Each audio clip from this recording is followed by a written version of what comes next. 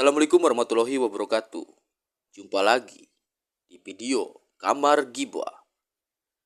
Di video kali ini, saya akan menceritakan sebuah kejadian yang belum lama terjadi.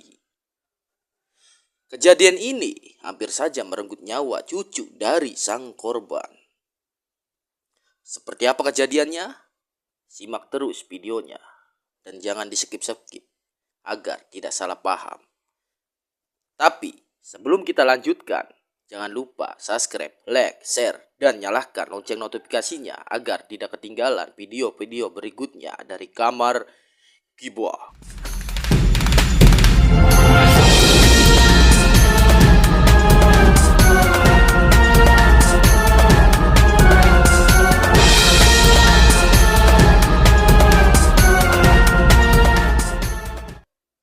Di awal tahun 2025 ini, tepatnya di bulan Januari, saya dan Kang Andi memang lagi banyak kesibukan masing-masing pada suatu hari itu.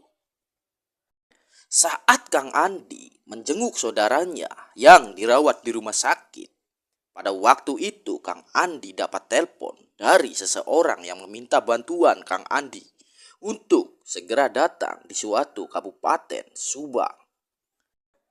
Namun, waktu itu Kang Andi menolaknya karena cuaca di saat itu sedang turun hujan.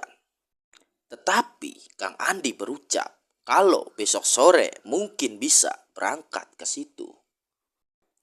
Di keesokan harinya, saat waktu masih pagi-pagi buta, Kang Andi dapat 4 panggilan tak terjawab di handphonenya. Tapi dari 4 nomor itu berbeda-beda.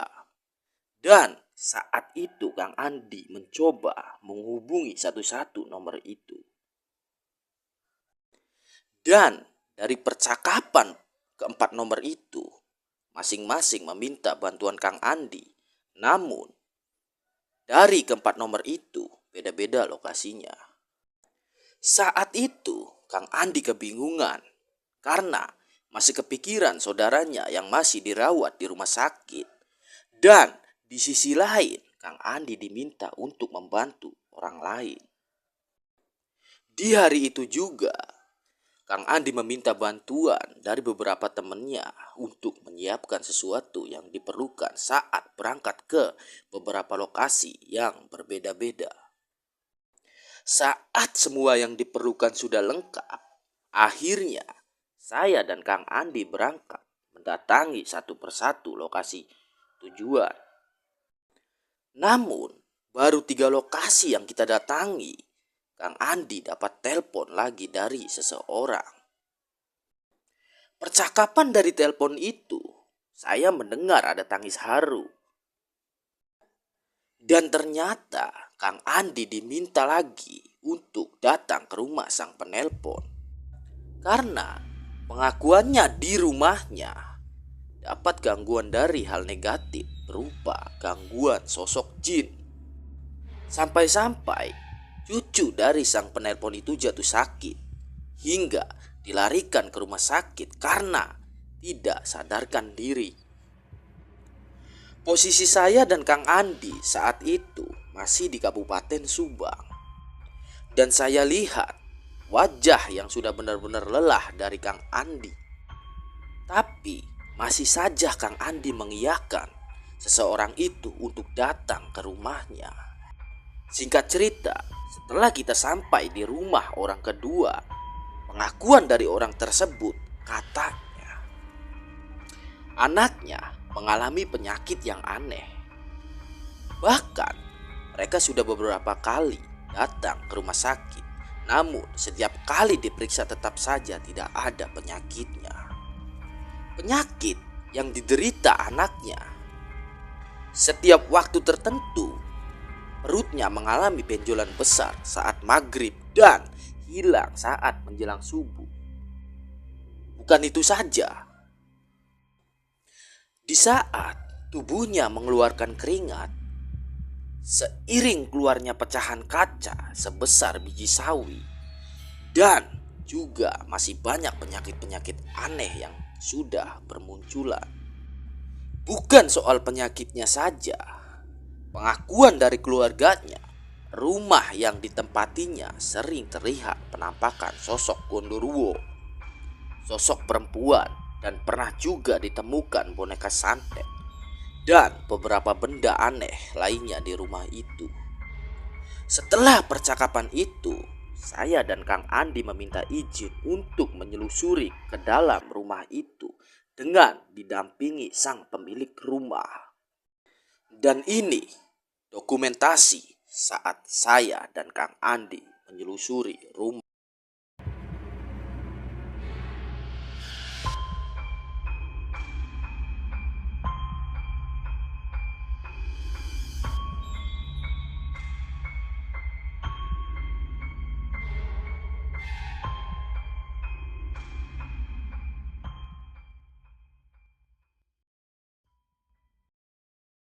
Itulah video dokumentasi saat penyelusuran rumah kosong saat itu. Setelah semuanya selesai di lokasi pertama, saya dan Kang Andi permisi untuk melanjutkan perjalanan ke tujuan berikutnya. Singkat cerita, sesampainya kami tiba di lokasi tersebut, saya dan Kang Andi disambut dengan baik oleh pemilik rumah itu. Sang pemilik rumah menceritakan kejadian di rumah itu. Pengakuannya sebelum terjadi cucunya dibawa ke rumah sakit. Dulu, sang pemilik rumah sering terjadi cekcok dengan orang terdekat. Saat setelah sang pemilik rumah membangun pabrik penggilingan padi, saat itu sang pemilik rumah pernah melihat makhluk tinggi hitam di area pabrik.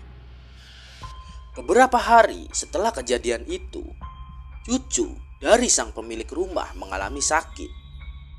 Awalnya dikira hanya sakit demam biasa, tetapi lama-kelamaan sakitnya mulai parah sampai harus dilarikan ke rumah sakit. Bukan itu saja, menurut pengakuan kakeknya, di beberapa anggota tubuh cucunya ada benjolan seperti kulit melepuh. Setelah saya dan Kang Andi mendengar cerita itu, sempat terkejut dengan aroma bunga tujuh rupa. Namun, entah dari mana aroma itu. Singkat cerita, Kang Andi meminta anak dari pemilik rumah itu membongkar lantai di area pabrik itu. Awalnya, anak dari sang pemilik rumah menolak untuk ikut membantu Kang Andi karena takut terjadi apa-apa. Tapi alhamdulillahnya, lama-lama dia mau juga untuk membantu Kang Andi, meski diselimuti dengan rasa takut dan was-was. Dan ini video dokumentasi saat pencabutan benda kiriman atau lebon buntel.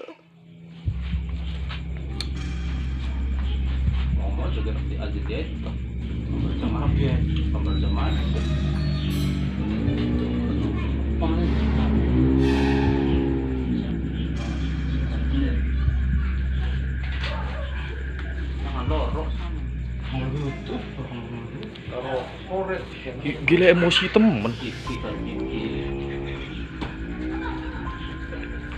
Kalau terang hujan, harus tangan, harus dingin. Nah,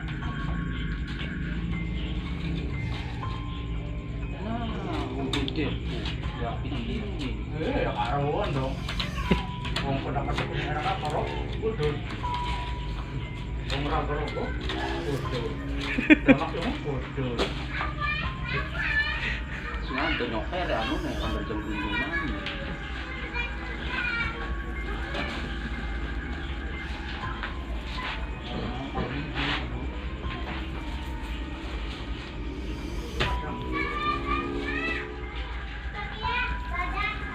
Oh, Buat nyandak kayak betul. Ayo kan. Melayu.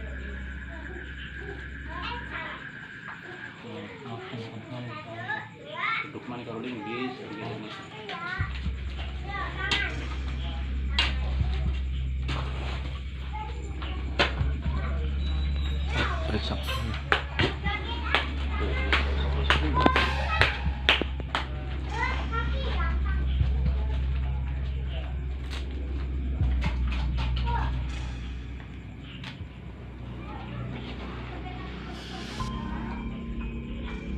Gegem.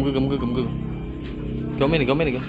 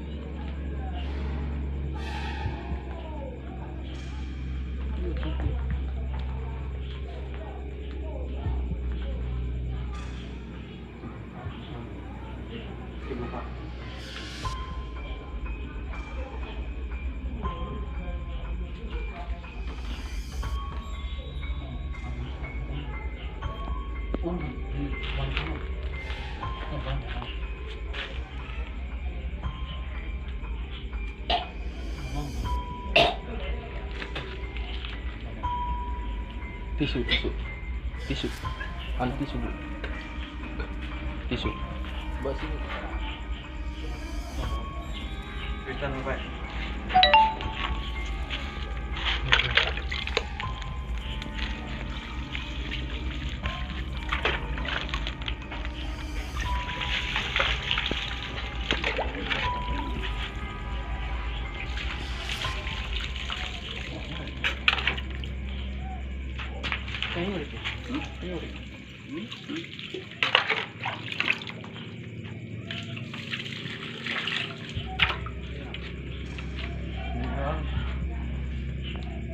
Untuk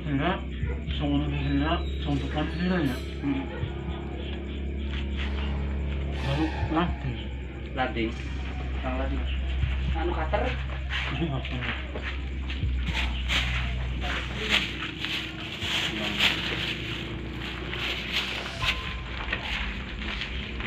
Nah, ngiris mana ini? Tugas. Ora apa-apa. Bismillahirrahmanirrahim. Bikin apa? Oh, golai. Kusut-kusut nah. Ada separuh.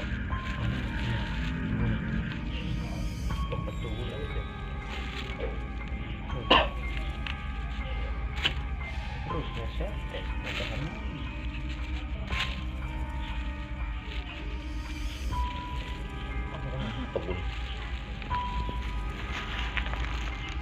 Iya, belatung. Hah? Gua belatung pun. Belatung. Gua kayak belatung. Masih duduk dah. Coba lihat. Cacat. Nah, cukil-cukilan. Kayak balung, ang.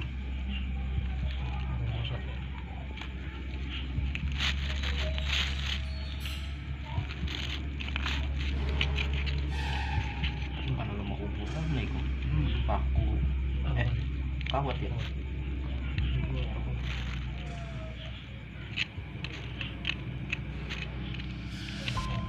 Balung. Kawat tekapun. Kawat. Jenis dawannya apa? Balungan. Balungan. Hah? Wes. Ada plastik lagi. Plastik. Jangan.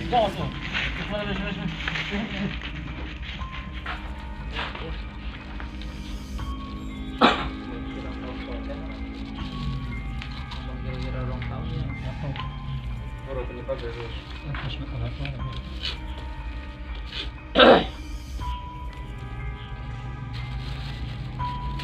Kawat, balung. Ini anak kuburan. Itulah yang baru. Itu orang lemak kuburan.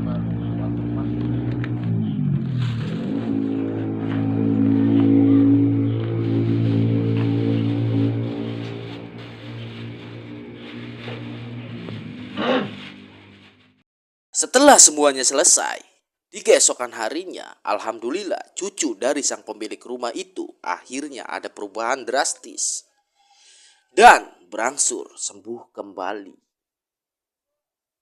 Itulah perjalanan satu malam saya dan Kang Andi di awal tahun 2025. Oke, terima kasih yang sudah setia menonton. Buat yang berkenan menceritakan kisah horornya ataupun cerita lainnya, bisa tulis di kolom komentar atau datang ke ruangan kamar Gibah. Wassalamualaikum warahmatullahi wabarakatuh.